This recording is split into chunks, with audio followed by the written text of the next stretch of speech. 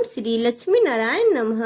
हम प्रार्थना करते हैं कि भगवान विष्णु आपके जीवन में आने वाली सभी बाधाओं को दूर करे और सारी मनोकामना को पूरी करे। कल है निर्जला एकादशी। आप सभी को निर्जला एकादशी की हार्दिक शुभकामनाएं। निर्जला एकादशी व्रत करने वाले को मिलती है सभी पापों से मुक्ति। तो चलिए जानते हैं निर्जला एकादशी। निर्जला एकादशी कब है? निर्जला एकादशी की पूजा विधि और कथा। सनातन धर्म में एक वर्ष में करीब 24 एकादशी मनाई जाती है, जिसमें से निर्जला एकादशी का महत्व सर्वाधिक होता है। ज्येष्ठ मास की शुक्ल पक्ष की एकादशी तिथि को निर्जला एकादशी के नाम से जाना जाता है। यह बहुत ही पुण्यदायी मानी जाती है। निर्जला एकादशी व्रत करने से व्यक्ति को दीर्घायु मिलती है, साथ ही भगवान विष्णु सारी मनोकामनाओं को पूरी करते हैं। इस साल 6 जून 2025 को निर्जला एकादशी मनाई जाएगी। निर्जला एकादशी की पूजा विधि सबसे पहले ब्रह्म मुहूर्त में उठना चाहिए, फिर स्नान आदि से निर्वित होकर उसके बाद व्रत का संकल्प लेना चाहिए। लक्ष्मी नारायण भगवान का पूजन करना चाहिए। प्रयासरत रहे कि उस दिन जल भी ग्रहण नहीं करना चाहिए और विधि विधान से लक्ष्मी नारायण भगवान की पूजा करनी चाहिए। कहा जाता है कि जो भी जीव निर्जला एकादशी का व्रत करते हैं वह अपनी 100 पीढ़ियों को तार देते हैं। यह व्रत महाभारत काल से भीम समेत सभी पांडवों ने भी रखा था, इसीलिए इसे पांडव एकादशी या फिर भीमसेनी एकादशी भी कहा जाता है। अब जानते हैं निर्जला एकादशी व्रत कथा। बोलो लक्ष्मी नारायण की जय। भीमसेन व्यास जी से कहने लगे कि हे पितामह, भ्राता युधिष्ठिर, माता कुंती, द्रौपदी, अर्जुन, नकुल और सहदेव आदि सब एकादशी का व्रत करने को कहते हैं, परंतु महाराज मैं उन्हें कहता हूँ कि भाई मैं भगवान की भक्ति पूजा आदि तो कर सकता हूँ, दान भी दे सकता हूँ, परंतु भोजन के बिना नहीं रह सकता। इस पर व्यास जी कहने लगे कि हे भीमसेना, यदि तुम नरक को बुरा और स्वर्ग को अच्छा समझते हो तो प्रति मास की दोनों एकादशियों को अन्न मत खाया करो। भीम कहने लगे, हे पितामह, मैं तो पहले ही कह चुका हूँ कि मैं भूखा नहीं सहन हो सकता। यदि वर्ष भर में कोई एक ही व्रत हो तो वह मैं रख सकता हूँ, क्योंकि मेरे पेट में वृक नाम वाली अग्नि है, सो मैं भोजन किए बिना नहीं रह सकता। भोजन करने से वह शांत रहती है, इसीलिए पूरा उपवास तो क्या एक समय भी बिना भोजन किए नहीं ठहर सकता। अतः आप मुझे कोई ऐसा व्रत बतलाइए जो वर्ष में केवल एक ही बार करना पड़े और मुझे स्वर्ग की भी प्राप्ति हो जाए। श्री व्यास जी कहने लगे कि हे पुत्र, बड़े बड़े ऋषियों ने बहुत शास्त्र आदि बनाए हैं, जिन्हें बिना धन के थोड़े परिश्रम से ही स्वर्ग भी प्राप्त की जा सकती है। इसी प्रकार शास्त्रों में दोनों पक्षों की एकादशी का व्रत मुक्ति दिलाने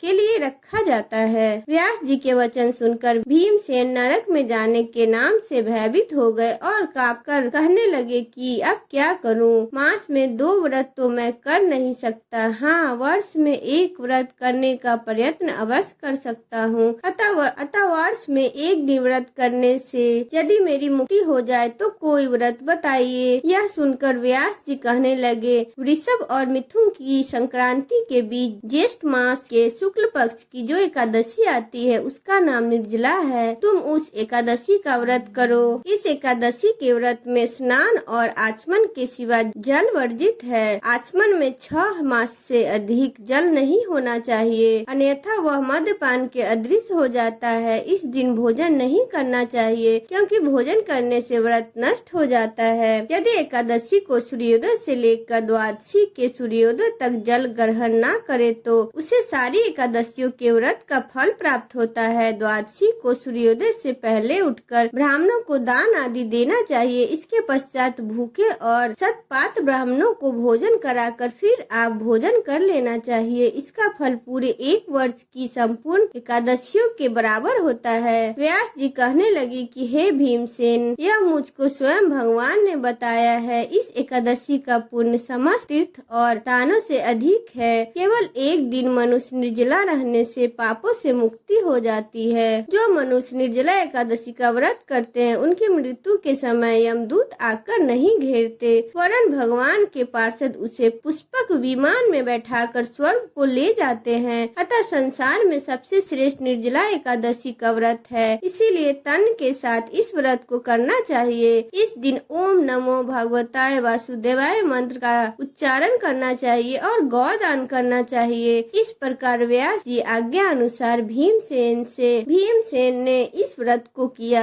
इसलिए इस एकादशी को भीमसेनी या पांडव एकादशी भी कहते हैं। निर्जला एकादशी से पूर्व भगवान से प्रार्थना करें कि हे भगवान, आज मैं निर्जला एकादशी का व्रत करता हूँ, दूसरे दिन भोजन करूँगा। मैं इस व्रत को श्रद्धा पूर्वक करूँगा, अतः आपकी कृपा से मेरे सब पाप नष्ट हो जाए। इस दिन जल से भरा हुआ एक घड़ा वस्त्र से ढककर स्वर्ण सहित दान करना चाहिए। जो मनुष्य इस व्रत को करते हैं उनको करोड़ पल सोने के दान का फल मिलता है। जो इस दिन अज्ञादिक करते हैं उनका वर्णन ही नहीं किया जा सकता। इस एकादशी के व्रत से मनुष्य विष्णु लोक को प्राप्त होते हैं। जो मनुष्य इस दिन अन्न खाते हैं वे चंडाल के समान हैं, वे अंत में नरक में जाते हैं। जिसने निर्जला एकादशी का व्रत किया है वह चाहे ब्राह्मण हो, मधुपान करता हो, चोरी की हो या गुरु के साथ द्वेष किया हो, मगर इस व्रत के प्रभाव से स्वर्ग को प्राप्त होता है। हे कुंती पुत्र, जो पुरुष या स्त्री श्रद्धा पूर्वक इस व्रत को करते हैं उन्हें अग्रलिखित कर्म करने चाहिए। प्रथम भगवान का पूजन, फिर गौदान, ब्राह्मणों को मिष्ठान व दक्षिणा देना चाहिए तथा जल से भरे कलश दान अवश्य करना चाहिए। जो मनुष्य भक्ति पूर्वक इस कथा को पढ़ते व सुनते हैं उन्हें निश्चय ही स्वर्ग की प्राप्ति होती है। बोलो माता लक्ष्मी की जय, नारायण भगवान की जय। जय श्री विष्णु जरूर लिखें।